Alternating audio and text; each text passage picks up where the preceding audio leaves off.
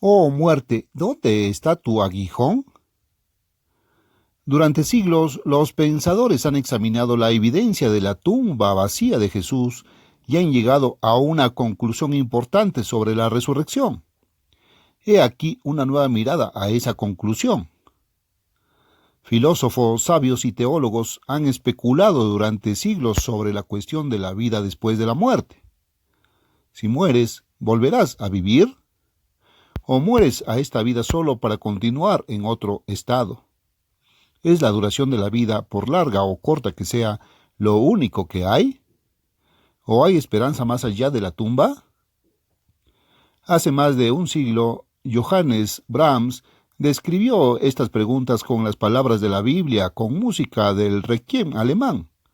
He aquí, toda carne es como la hierba, y toda la gloria del hombre es como la flor del campo.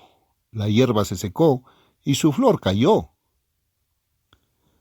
Ya sea en alemán o inglés, la sobria declaración penetra hasta lo más profundo del alma cuando está acompañada por la inquietante belleza del segundo coro. No importa cuál sea tu estatus en la vida, grandes o pequeños, ricos o pobres, todos llegan al mismo fin y todos van a una fosa común. El antiguo sabio Job gritó en su enfermedad: ¿por qué no morí al nacer? Entonces debería haber estado en reposo. Allí los prisioneros están tranquilos juntos, no oyen la voz del capataz. Allí están el pequeño y el grande, y el esclavo queda libre de su amo. Job 3:11, versículos 12 y 13, 18 y 19. A lo largo de la historia, algunos han visto que esta experiencia humana universal niega cualquier esperanza de existencia más allá de esta vida presente. Por ejemplo, los antiguos epicúreos veían el mundo como puramente materialista, un conglomerado aleatorio de átomos. La muerte, pensaban, se produce como la disolución gradual de estos átomos en el individuo. Una parte importante de su filosofía estaba dedicada a la abolición del miedo a la muerte, pero ganaron pocos adeptos durante los siglos que duró la escuela epicúrea. Otros han pensado que no es importante mirar más allá de la vida presente. Quizás en ningún momento de la historia ha habido más interés solo en esta vida que en esta última parte del siglo XX, incluso entre quienes profesan algún tipo de fe religiosa. Esto no es sorprendente a la luz de la obsesión con preocupaciones de otro mundo en tiempos pasados. Sin embargo, por el contrario, las fuertes corrientes sociales de la década de 1970 han demostrado la necesidad humana de seguridad religiosa y escatológica. Pensemos por un momento en el retorno al fundamentalismo musulmán en Irán y otras partes del mundo árabe, el interés por la religión oriental en el mundo occidental, la obstinada persistencia del cristianismo, el judaísmo y otras religiones en países comunistas oficialmente ateos. Este anhelo y esperanza en la vida más allá de la tumba todavía reside en el pecho de la mayoría de la población de este mundo. No es de extrañar que entre los diferentes sistemas religiosos y filosóficos una idea especial haya encontrado un lugar importante: la resurrección de los muertos. Sin embargo, ¿cuántos cristianos profesantes saben que la creencia en una resurrección universal de los muertos ha sido compartida por varias de las principales religiones de la antigüedad y del presente? El profeta Mahoma enfatizó una resurrección de todos los muertos, un tiempo en el que todos se levantarían de sus tumbas al mismo tiempo para presentarse ante Dios. Como en la mayoría de las religiones, la resurrección se considera un momento de juicio, en el que aquellos que han obrado bien no tienen nada que temer. La recompensa de los justos se expresa en aquellos deleites físicos importantes para la cultura de la época y la situación del profeta Mahoma. Es la esperanza de una vida mejor y más plena que la actual. Para Mahoma, la resurrección fue la conquista de la muerte, ya que en la resurrección los muertos no tendrán conocimiento del tiempo transcurrido desde su muerte. De hecho, pensarán que acaban de despertar de un sueño profundo. El Corán indica que al morir el individuo caía en un estado de completa inconsciencia, sin darse cuenta de la descomposición de su cuerpo, que de este estado sería repentinamente despertado por la trompeta que anunciaba el juicio final. S. G. F. Brandon, El juicio de los muertos, página 144. Mucho antes del profeta Mahoma, la religión de Persia, Irán, era el zoroastrismo. También era una religión monoteísta que aparentemente tuvo cierta influencia en el judaísmo intertestamentario. Si bien esta religión fue desplazada en gran medida por el Islam, todavía sobrevive en el Irán y la India modernos. La resurrección jugó un papel importante incluso en la creencia zoroástrica. Fue en la resurrección general que el hombre fue reconciliado con Dios. Hubo un juicio seguido de la reconciliación del individuo con Dios y la renovación del mundo entero. Se expresa de la siguiente manera en una obra que parece remontarse al Avesta, el libro sagrado de Zoroastro. Todos los hombres se vuelven una sola voz y alaban en voz alta a Aujarmás, Dios, y a los arcángeles. Aujarmás completa su trabajo en ese tiempo, y las criaturas se vuelven de tal manera que no es necesario hacer ningún esfuerzo adicional sobre ellas. Y todos los hombres se vuelven inmortales por los siglos de los siglos. Bundajish 30, 23, 6. El lugar de la resurrección en el cristianismo y el judaísmo es básicamente bien conocido y no es necesario describirlo. Pero también es cierto que ciertas religiones, especialmente las del lejano oriente, no tienen un concepto de resurrección. La razón principal de esto es su visión de la realidad. Consideran que el proceso mundial es cíclico, es decir, esencialmente atemporal, sin fin ni consumación de la historia mundial. No hay conciencia de la necesidad de una resurrección de los muertos. Con el debido respeto por las ideas de estas diversas religiones, aún debemos reconocer la evidencia de la ciencia moderna, de que el mundo y el universo no son atemporales ni eternos. Una visión cíclica del mundo y de la vida en él no está respaldada por el conocimiento actual. Más bien, el mayor interés y excitación intelectual ha rodeado la opinión sustentable de que la historia mundial está conduciendo a una culminación, a un cumplimiento último de algún plan o destino eterno. De esa base surge la esperanza. Las cosas no tienen por qué ser como son hoy. Se pueden mejorar. El futuro será mejor que la vida mundana presente. En la historia se está elaborando un plan cósmico. Mirar hacia el futuro con optimismo es inherente a la naturaleza humana, independientemente de si la historia y las condiciones mundiales actuales justifican esta esperanza.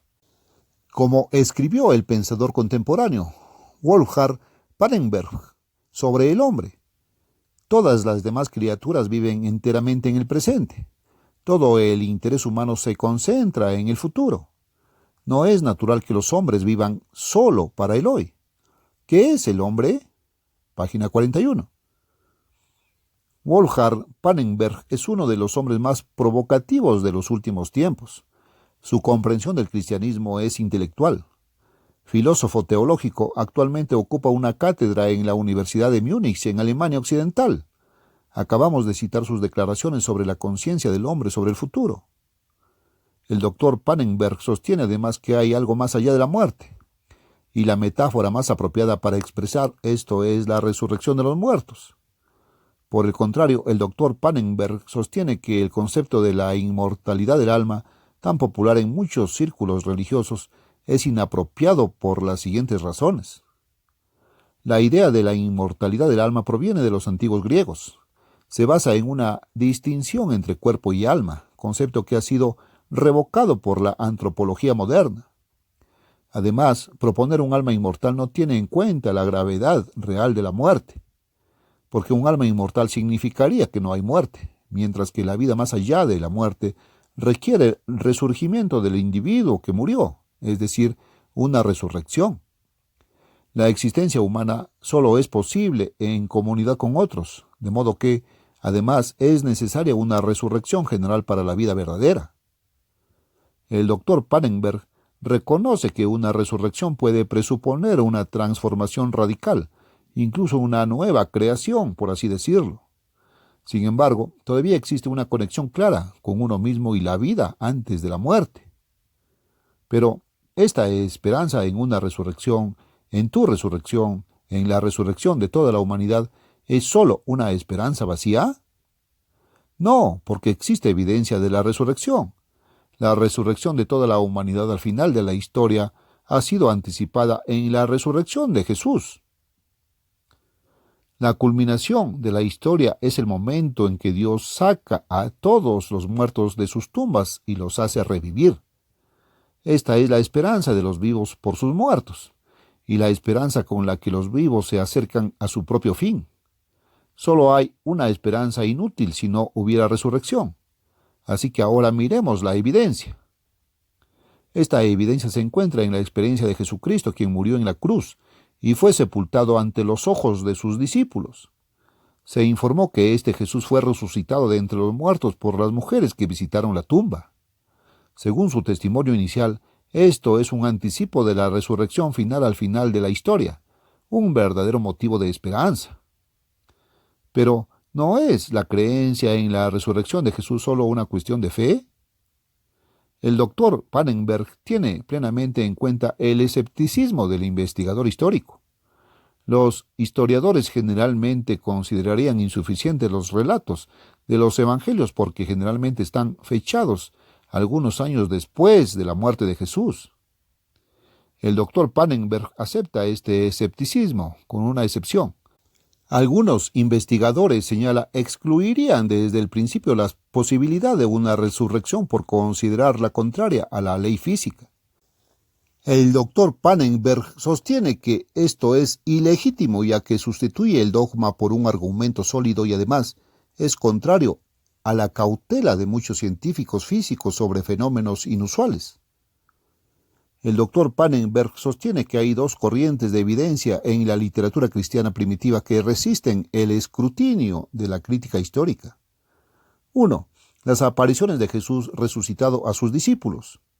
La mayoría de los eruditos consideran los escritos de Pablo como algunos de los más antiguos del Nuevo Testamento. Sin embargo, él mismo se convirtió poco después de la crucifixión, según su propio testimonio. Por lo tanto, cuando enumera los testigos de la resurrección, se basa en testigos oculares de quienes escuchó testimonio solo unos pocos años después de los acontecimientos. Además, también presenció personalmente una aparición similar del que resucitó de entre los muertos.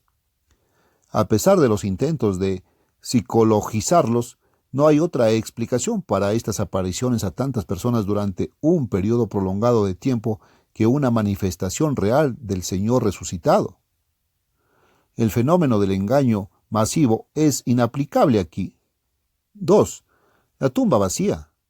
Aunque Pablo no menciona la tumba vacía, la comunidad cristiana primitiva habría sido imposible sin ella.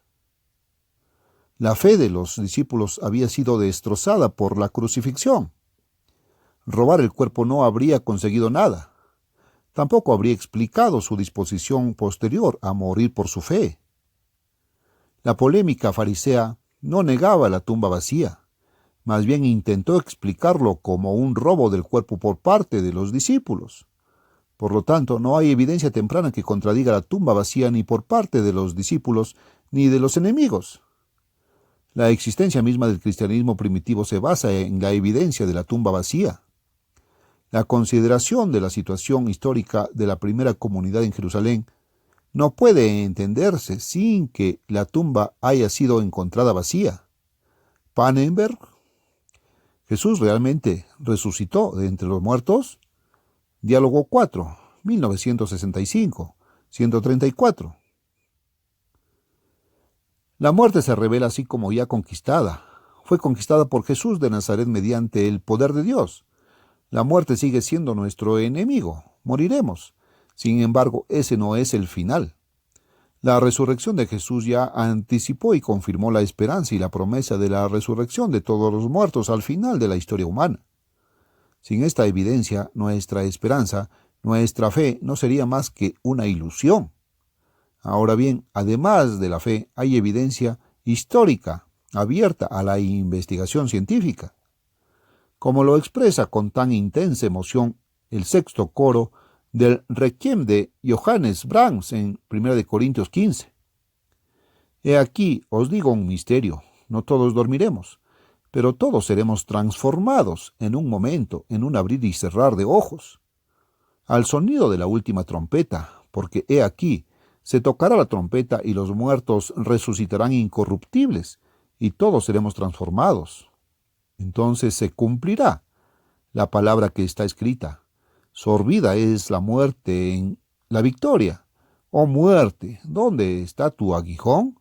Oh tumba, ¿dónde está la victoria?